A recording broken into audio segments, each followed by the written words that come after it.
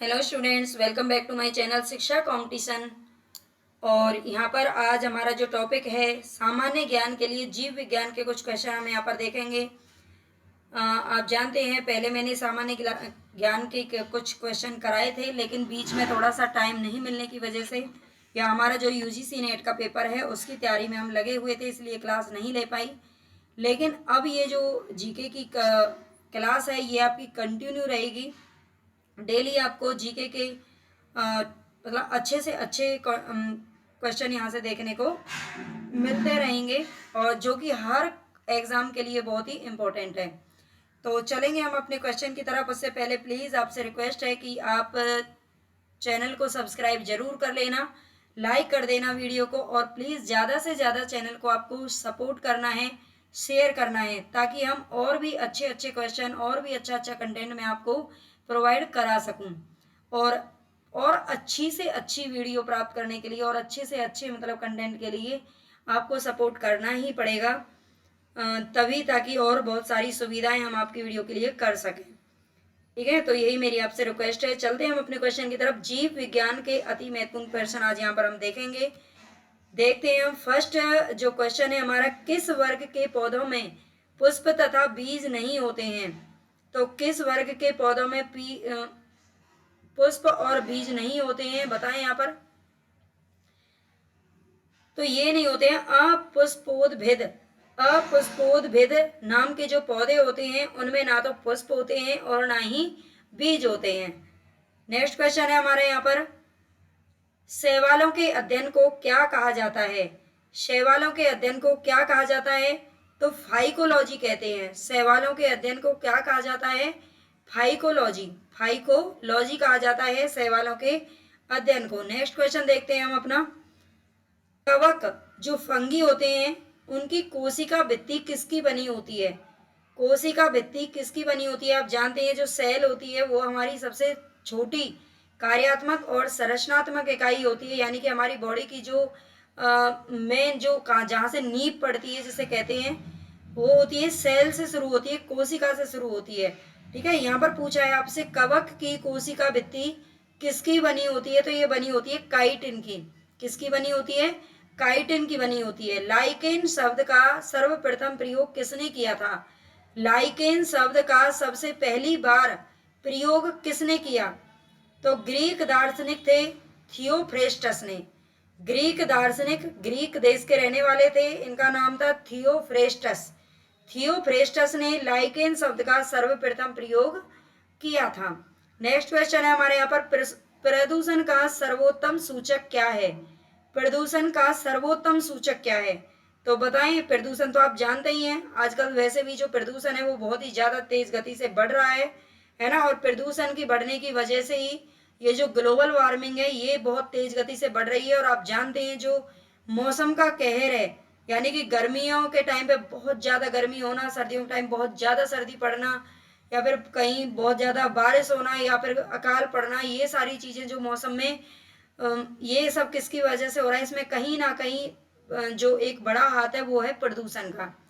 ठीक है, तो प्रदूषण का सर्वोत्तम सूचक यहाँ पे आपसे पूछा है, ये है सल्फर डाई ऑक्साइड।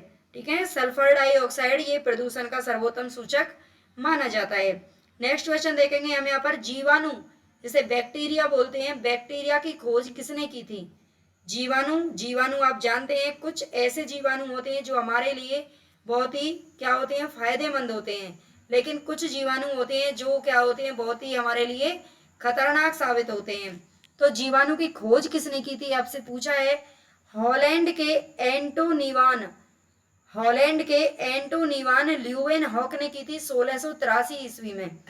ठीक है, 1683 में इसकी खोज की थी। ल्यूवेनहॉक का नाम शायद आपने सुना होगा, लेकिन इनका अगर पूरा नाम की बात करें तो यह हॉलैंड के निवासी थे। और एंटोनिवान, इनका पूरा नाम क्या था? एंटोनिवान ल्यूवेनहॉक, जिन्होंने 1683 ईस्वी में जीवाणु की खोज की थी। तो क्या बताइए, मतलब जीवाणु 1683 से पहले नहीं थे? है ना, ये सोचने वाली बात है, सोचना। किस समुदाय को वनस्पति जगत का एम्फीबिया वर्ग कहा जाता है? तो कौन सा समुदाय है जिसे वनस्पति जगत का एम्फीबिया वर्ग कहा जाता है? तो किसको कहा जाता है? ब्रायोफाइटा को कहा जाता है। ब्रायोफाइटा। देखिए अभी मैं आपको बता दूं, यहाँ पे मैं बहुत ज़्यादा एक्सप्लेन नहीं कर रही हूँ क्योंकि ये स्टार्टिंग है और अभी बहुत ज़्यादा मतलब हमने अच्छे मतलब कहने को बहुत अच्छे क्वेश्चन जो आजकल को परीक्षा में पूछे जाते हैं वो मैं अच्छा कंटेंट भी आपको प्रोवाइड करा दूंगी। लेकिन अभी क्या है, स्टार्टिंग आप प्लीज़ थोड़ा सा सपोर्ट कीजिए ताकि हम आपको बिल्कुल एकदम आपके पेपर के लेवल का ही वही स्टैंडर्ड में करा सकें। सारी चीज़ें बिल्कुल उसी तरह से। आप जानते हैं किसी भी परीक्षा के लिए जीके सबसे इम्पोर्टेंट होता है। अगर आपका जीके अच्छा है ना तो आपका मतलब कॉन्फिडेंस का लेवल है ना जो वो एकदम हाई रहता है। तो इसीलिए यहाँ पर आप एक बहुत अच्छा मतलब यहाँ से आपको कंटेंट मिल जाएगा, लेकिन आप प्लीज़ थोड़ा सा सपोर्ट कीजिए बस। कवक एवं शैवाल के बीच सहजीवी संबंध को क्या कहते हैं? कवक एवं शैवाल, कवक और शैवाल इन दोनों के बीच में जो सहजीवी संबंध होता है उसे क्या कहा जाता है? हेलोटिस्म। हेलोटिस्म कहते हैं उस संबंध को, क्या कहते हैं? हेलोटिस्म कहते हैं। ठीक है, नेक्स्ट क्वेश्चन है यहाँ पर, दक्षिण भारत में परमेलिया का उपयोग किस रूप में किया जाता है? तो परमेलिया, परमेलिया क्या होता है? उपयोग किस रूप में किया जाता है? सालन के रूप में किया जाता है, यानी करी रूप में। ठीक है, परमेलिया का उपयोग किस रूप में किया जाता है? दक्षिण भारत की बात होती है। और परमेलिया जहां तक मैं जानती हूँ ये एक प्रकार का मतलब क्या कहते हैं, एक प्रकार के पौधे होते हैं। ठीक है, पौधे जिनको हम सब्जी के रूप में भी यूज करते हैं और उसे हम करी मतलब दक्षिण भारत में इसे सालन के रूप में यूज किया जाता है। ठीक है, नेक्स्ट क्वेश्चन देखिए यहाँ पर, पादप के न्यूक्लिक अम्ल में क्या पाया जाता है? पादप का जो न्यूक्लिक अम्ल होता है उसमें क्या पाया जाता है? पादप तो आप जानते होंगे पौधे को बोलते हैं। तो पौधों के न्यूक्लिक अम्ल में क्या पाया जाता है? आरएनए पाया जाता है। क्या पाया जाता है यहाँ पर? आरएनए मिलता है। ठीक है, तो नेक्स्ट क्वेश्चन देखें यहाँ पर, नेक्स्ट क्वेश्चन है हमारा, ग्लूकोज का रासायनिक नाम क्या है? आप जानते हैं ग्लूकोज का रासायनिक नाम, ग्लूकोज क्या होती है? ये कार्बोज जो होता है हमें जो एनर्जी देने का काम करता है।